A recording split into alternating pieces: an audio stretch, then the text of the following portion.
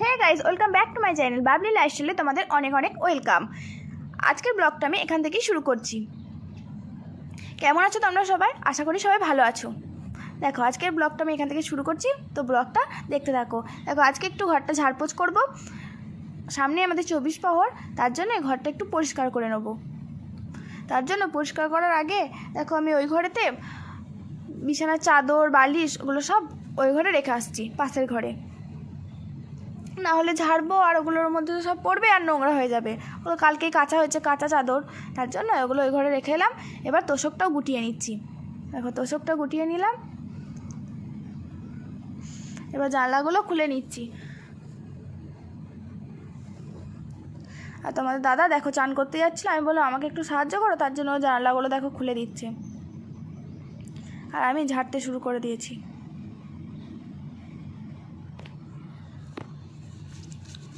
যেভাবে আমি ঘরটা ঝাড়ছি, ওই কিছু কিছু মানুষ আছে না, যাদের মনে শুধু কূটনীতি, ওরকম করে যদি এরকম ঝাঁটাই করে যদি ওরকম ওদের মনটাকে ঝেড়ে পুছে সাফ করে দিতে পারতাম, তাহলে কতই না ভালো হতো, মনে একটু শান্তি পাওয়া যেত।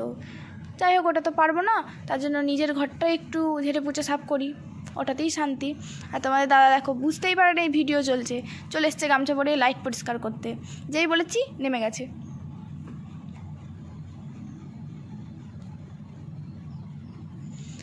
দেখো আমি কত তাড়াতাড়ি ঝাড়ছি, দেখছো?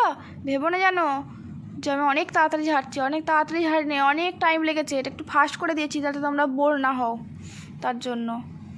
আর ঝাড়তে ঝাড়তে আমার হাতে ব্যথা হয়ে গেছে, খুঁজেই পাচ্ছি না কোনখানটা ঝাড়বো। তারপর দেখলাম এসির মাথাটা নোংরা হয়েছে, এত গেরু যে লাগালি পাচ্ছি না।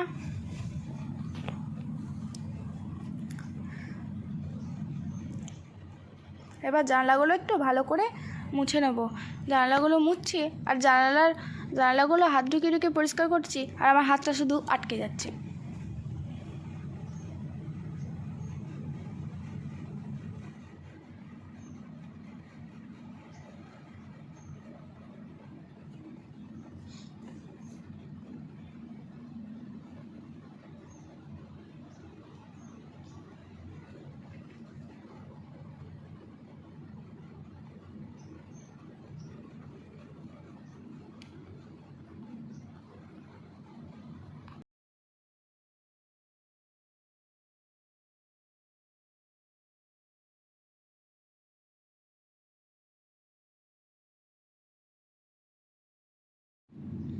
দেখো আমি খাটের যে ডাসাগুলো আছে না, সেগুলো ভালো করে, অনেক ডিজাইন তো ধুলো ধরে যায়, তার জন্য ওগুলো একটু পরিষ্কার করে নিচ্ছি। তারপর আমি চলে এসেছি আমার যে তাকে যে জিনিসগুলো আছে সেগুলোকে নামিয়ে ভালো করে ঝেড়ে পুছে পরিষ্কার করে নিচ্ছি। কত তাড়াতাড়ি পরিষ্কার করছি দেখছো? দেখো, তারপর আমার চুলের পোটলাটা বেরিয়েছে। দেখো কত চুল, মাথার সব চুল তো ওই পোটলাটাতেই আছে। ওই চুল দিয়ে আমি ঘটি বাটি সব কিনে নেবো, সংসারের যাবতীয় জিনিস আমি সব কিনে নেবো চুল দিয়ে।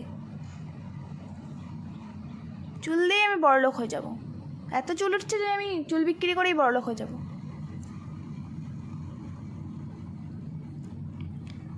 দেখো আমার সব পরিষ্কার করা হয়ে গেছে, এবার আমি আয়নাটা পরিষ্কার করতে চলে এলাম। কত তাড়াতাড়ি পরিষ্কার করছি, দেখো আমার হাত তো একদম বিরাট চলছে।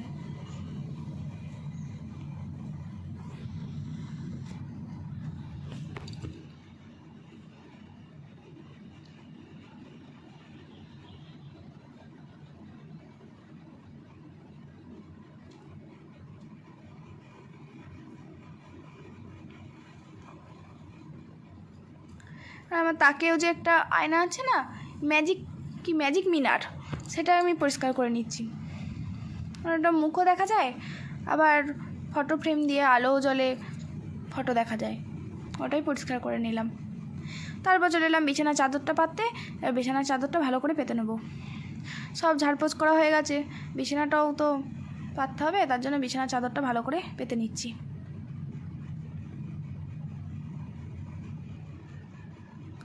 বিছানার চাদর পাতা হয়ে গেল। এবার চলে এলাম আমি আমার বাইরেতে বেসিনে চিরুনিগুলো পরিষ্কার করতে। চিরুনিগুলো ভেজানো ছিল, চিরুনিগুলো খুব নোংরা হয়েছিল, এবার চিরুনিগুলো পরিষ্কার করতে চলে এলাম। কতগুলো চিরুনি দেখো, একদিনেই আমি সব কাজ করব। এবার চিরুনিগুলো আমি তাড়াতাড়ি করে পরিষ্কার করে নিচ্ছি।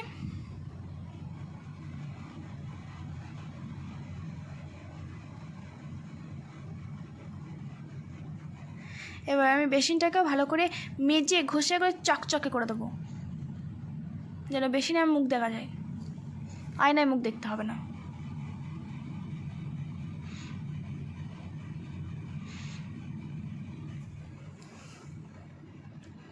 দেখো ভালো করে বেসিনটা ধুয়ে নেওয়ার পর এবার চলে এসেছি বেসিনের আয়নাটা পরিষ্কার করতে। ভালো করে ঘষে ঘষে আমি আয়নাটাকে পরিষ্কার করছি, যাতে আয়নাটার দিকে তাকালে আমাকে সুন্দরী লাগে। তারপর চলে এলাম ঘরটা মুছতে। সব পরিষ্কার করা হয়ে গেছে, এবার ঝাঁট দিয়ে ভালো করে ঘরটা মুছে নিচ্ছি। দেখো এটা আমার ঘরের ফাইনাল লুক। কেমন পরিষ্কার হচ্ছে সবাই জানিও।